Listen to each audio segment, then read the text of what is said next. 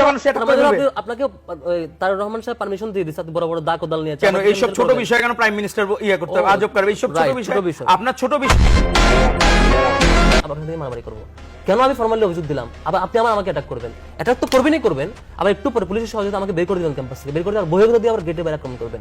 আবার এটা প্রতিবাদে কেন মিছিল করবো? দা কোদাল আর হচ্ছে রামদা দিয়ে আপনি আমাকে আক্রমণ করবেন, এটা কি ডেমোক্রেটিক প্র্যাকটিস? আপনি ফুটেজ অ্যানালাইসিস করেন, আমার বক্তব্য একটাও যদি ভুল হয়। আপনি তো ভালো যে লীগের আমলে কোনো প্রতিবাদ করতে পারেন নাই, এখন সব হলো এখন শুরু করতেন। ভালো, আপনার চোখটা খুলে গেছে, 24-এর ও তাই বলে 31 জন খুন করবেন? না না না, সার্চ দেন ছাত্রদলের কমিটি, আপনি দেখেন যে কোনো জায়গায়, আপনারটা আমি সার্চ দিয়ে তো পাইতেছি না, কোনো জায়গাতে পাচ্ছি না। আপনার একটু দুর্বল তো পাবেন না। না না, আবার যে হইলো চাপাতি নিয়ে দইতেছে, সে সাবেক আওয়ামী লীগ করা, সে হচ্ছে জামাত নেতা। এখন হলো আপনি দেখেন, সার্চ দিয়ে দেখেন, আপনি নিজে দেখেন, আপনি নামটা আমার এই মুহূর্তে আপনি নিজে সার্চ দিয়ে দেখেন, আমি নামটা না, আমি নিজে আপনাকে দেখাতে পারবো। আমি বললাম মির্জা ফারুক, সদস্য সচিব ছাত্রদলের, ওমরগনি এমএস কলেজে।